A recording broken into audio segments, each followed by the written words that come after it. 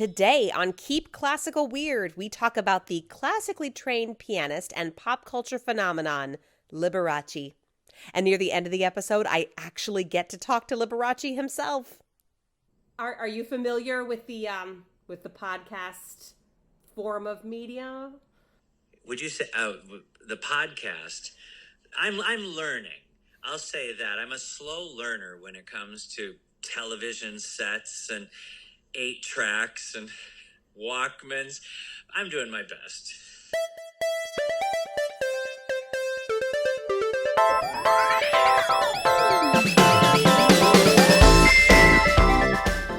Welcome, friends, to episode 9 of Keep Classical Weird.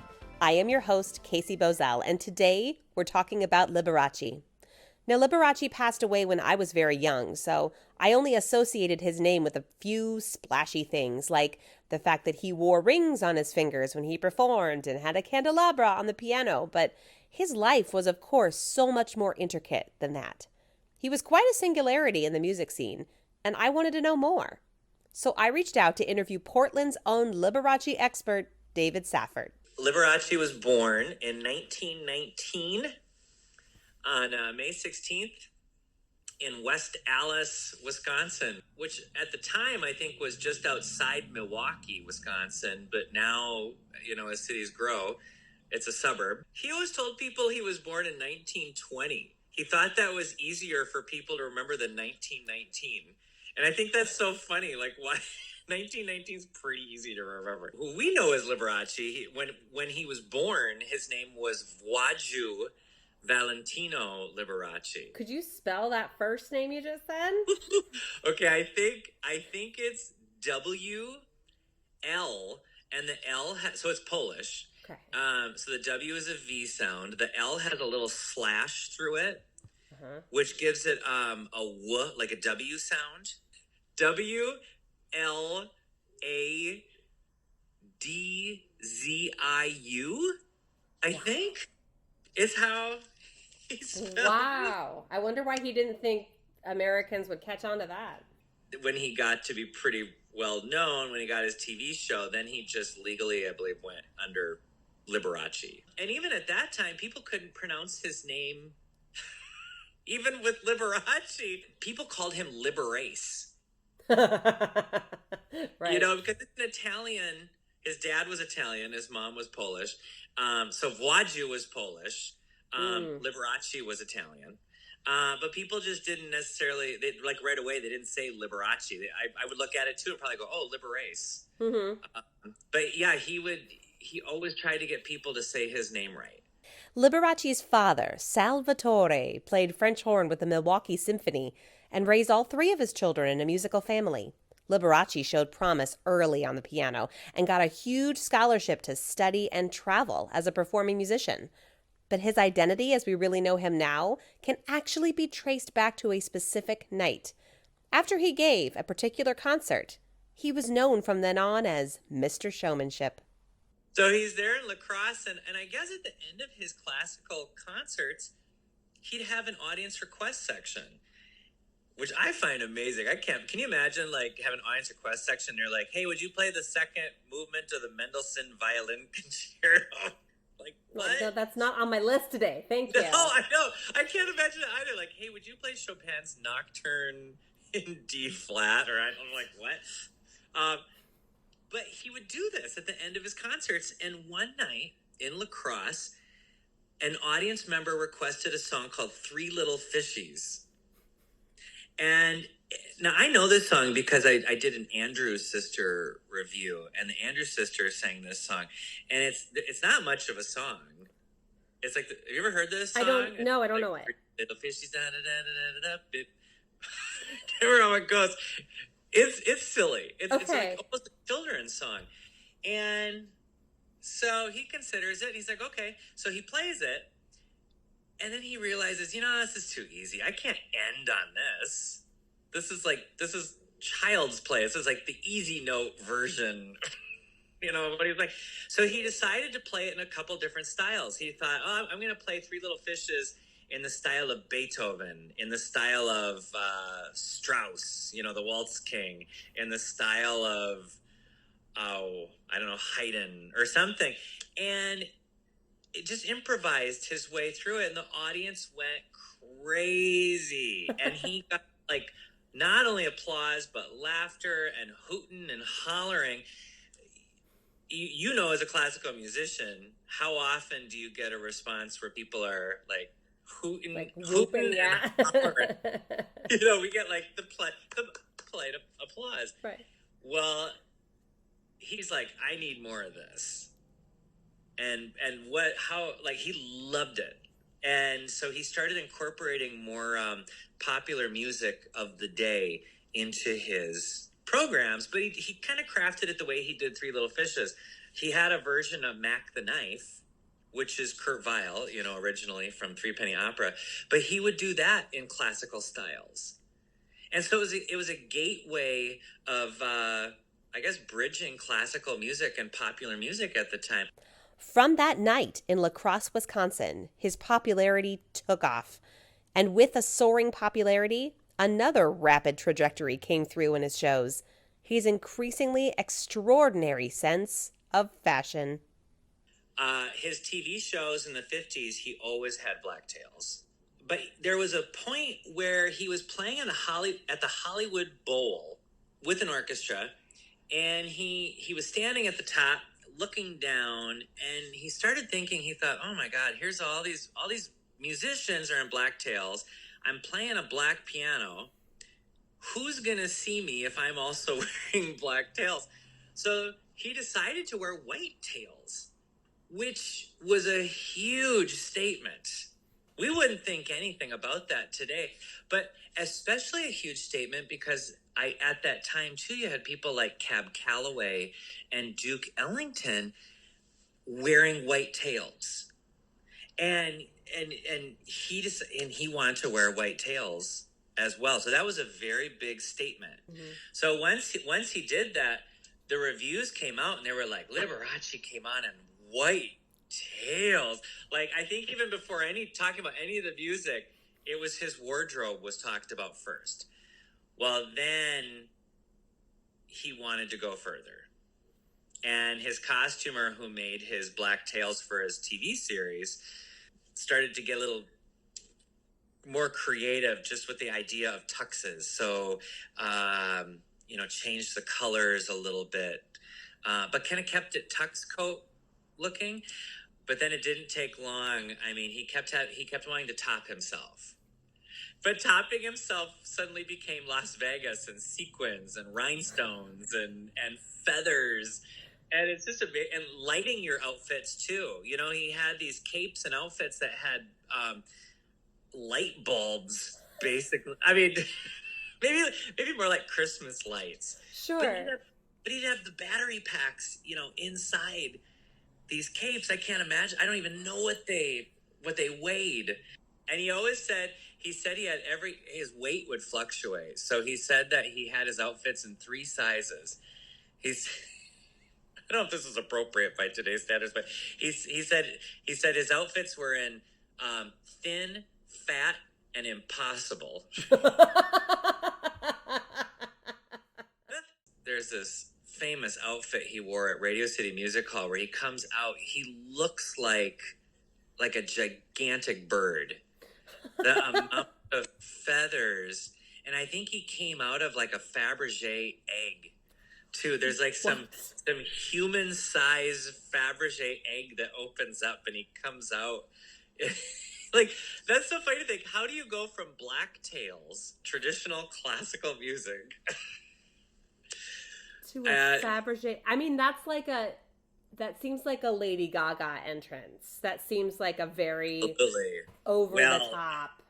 And we can completely credit. A lot of people ask, like, hey, is Elton John? Liberace must have gotten it from Elton John. It's like, no. Liberace did all of this first. Liberace's musicianship, rapport with an audience, and incredible spectacle was able to appeal to people far and wide. He did a great job making everyone feel comfortable and welcome. Everything I get from all these people is that he was the warmest, most generous, wonderful human being, whether on stage or not. And I love watching videos after his performances. He'll be out signing, signing books or merchandise, and just it's the same warmth on stage that you see off stage. The women loved him. Some of the men loved him, but the men usually got dragged. The women would be like, "We're going to go see Liberace," and the men were like, "You go do that," and they're like, "You're coming with." And so there's all these, I've seen these videos too where they talk to these men outside, and they go, "I got drug here, but I am so glad this was the most wonderful show." They go, "I would totally come back and see this gentleman perform again." He had a way of just like making everyone so happy in the audience, even those people that didn't want to be there. For a long time, in my childhood at least, the name Liberace, however much it should have been synonymous with generous human, fantastic musician, was actually code for someone who was in the closet. And to his dying day, Liberace never came out. Now, there may have been many reasons as to why, but the era in which he flourished was not a kind one to any queer-identified individual. Today, we're so used to, my God, if you look at Netflix, there's a whole, LGBTQ themed, we have that. But in the 80s, what did we have for TV or movies? And if they were homosexual characters, they either commit suicide, something terrible, the relationship never worked out with a same-sex partner. There was always just like, or they were the joke. They were the butt. Right, they were like the punchline. Yeah. It's so interesting. Because I have a lot of books of his and like picture books where here he is with like, say, Scott Thorson, who was probably the most famous lover of his. I mean, they made the movie about it. They made Behind the Candelabra with Matt Damon and Michael Douglas, and right. And you see Liberace and this other guy, and they're both wearing matching like white snowy beaver coats. What part of you would say, "Oh, that's adorable"? They can't be. They must not be a couple. I don't know. I don't want to generalize, but when I look at these pictures of him and the guys that they were always in the pictures with him, Scott Thorson was on stage with him, driving him on stage in his Rolls Royce. And Liberace definitely, like, he wanted to be remembered as a piano player, and he did not want to be known at all as homosexual. And unfortunately, when he died, his manager just told everyone, "Oh yeah, Lee was doing this particular diet. It was something to do with like a watermelon diet. It had to do with like anemia or something." And a bunch of the media were like, "We demand an autopsy." And they got it. They got the autopsy, and it came out, I think, just a few days later. No, in fact, Liberace did die from complications due to HIV. So they would not have even known. We wouldn't have known. We would still be speculating to this day. So wait, the media asked for an autopsy? I believe it was the media, and there was a lawyer. Somehow a lawyer got involved, and they demanded an autopsy. And it went back and forth between Liberace's people and this other lawyer, like, "No, you can't have it. We demand it. No, you can't have it." And finally, somehow they got it. And then, connect the dots, especially at that time, I mean, what an unfortunate time. But yeah, Liberace, he never came out. And you always wonder, like, is it because, like, was he afraid to tell his family? Was he afraid? Here's all these women, that came to his audience. I mean, was he afraid he was going to lose his audience? And I have my own theory, if you want to hear. I would love to hear your theory, of course. I think that he kind of screwed himself back in the late 50s. He got over to, he did a couple command performances for Queen Elizabeth. And there was one, and England loved him. And in the late 50s, he went over there, and someone from a particular newspaper who actually had a pen name, his name was Cassandra, had written a preview article about Liberace coming to perform in England. And he said he was very against Liberace, very against his playing, very against him as a person, and said some things that today we'd look at it and go, wait a minute, I don't understand, like, what's so wrong with this? But the language he used basically outed Liberace. And he said things like, I know, like fruit flavored was there. And it's stuff that today would just be like, okay, I don't know that phrase, but they were things that he was basically telling the world, this guy is homosexual. And Liberace got there, and apparently his mom saw the article, and Liberace's like, oh my God, like his mom just like, it stressed her out. She didn't know. Oh, and wow. He's still like, he wanted to keep this to himself. And so he sued the newspaper, and he had all of these, I don't remember how long this went on for, but he had like a British trial. So he talks about, the powder, the wigs and everything. And he talks for chapters in this one book of mine about this trial. Basically him trying to say, trying to say, I am not homosexual. He gets asked that. So he swears in, and he does get asked by the judge, are you homosexual? And he said, no. And then he won a big sum of money for it. But what I think it did was, because of that trial, and because under oath, he said, I am not homosexual, I think that set the stage for the rest of his life that he couldn't say. Now, at this point in the interview, I asked David, who has a very special connection with Liberace, if I could speak to him directly. So here's a clip from that fun conversation. Thank you so much for being on this podcast. Can I just call you Liberace? Casey, you can call me Lee. Lee. That's what all my friends call me. And I know we've only known each other for a couple of seconds, but I already feel like a friend of yours. That's so sweet. I feel like a friend of yours too. Thank you. Well, isn't that marvelous? So this is, a strictly audio format that we're doing here. So would you... Oh, it's more like a radio interview. It's more like a radio. Okay, then I understand that. Sure. Okay, sure. Yeah. So if you were, on the radio, I'm sure you'd want to know that your listeners at home would want to know what you're wearing right now. I've been told I have a face for radio.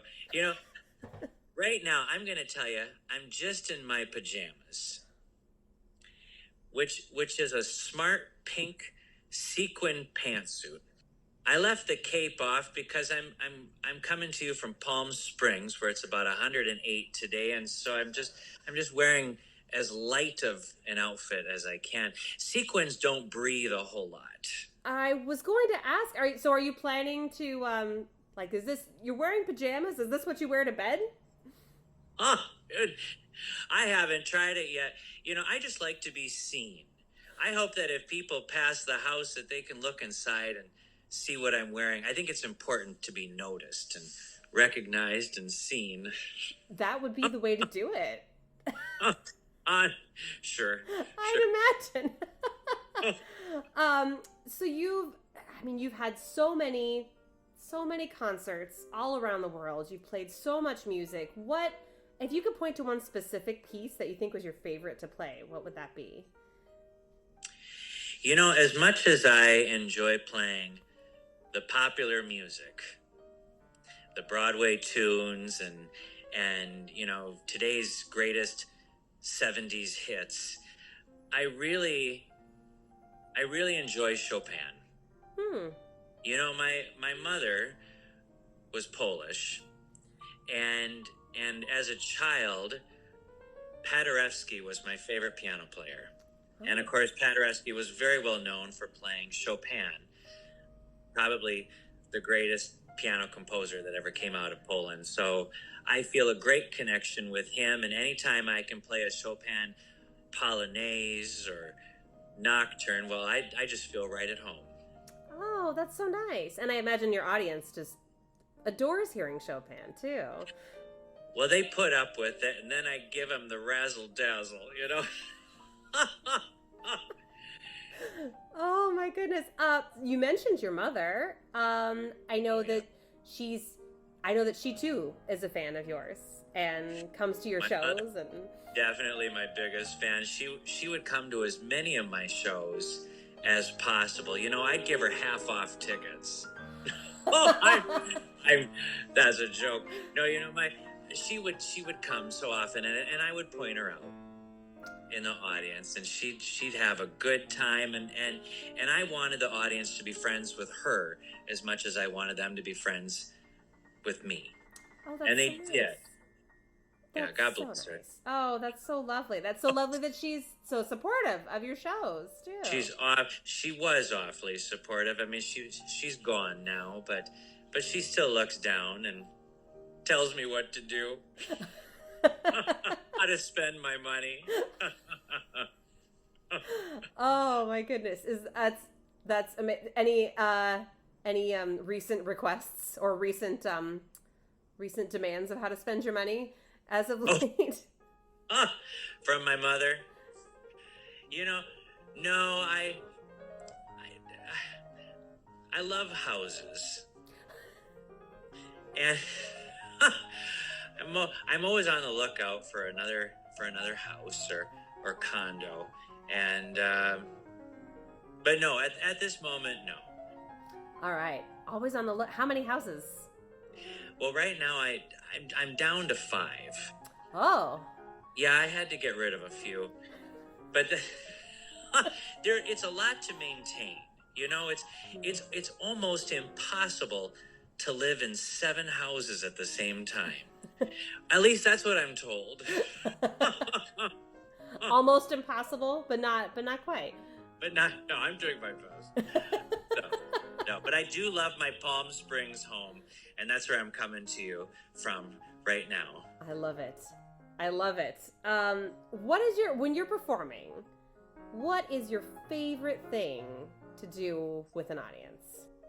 I would say just merely giving them my piano playing, giving them the music. I think that's the most important. I think music is so universal, don't you? Absolutely. And anyone can really enjoy any kind of music that we have, and so that's number one. Is I want to give them this joy of music, and of course I want to tell them about my rings. I like to get in front and just let them check out the rings and the fur coats and. But really, I think it comes down to the music for me. That's wonderful. You get such a wonderful response from your music. You bring such a great presentation to your audience. Thank you. Yeah. Thank you so much, Casey. I really thank you for your time, and thank you so much for coming on my little podcast. I wish I could stay longer.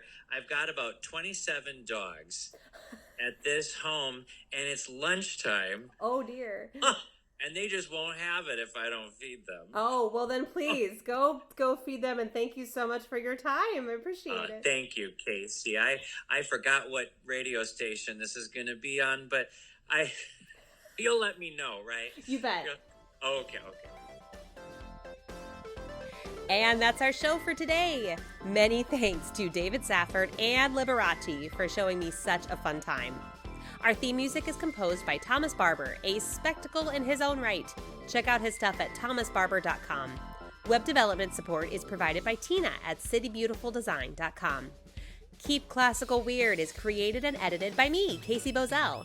Find us on Facebook, Instagram, and Patreon. Feel free to reach out and email us with questions, comments, and even episode ideas at keepclassicalweird@gmail.com. Thanks so much for listening, everyone. Stay safe and stay weird.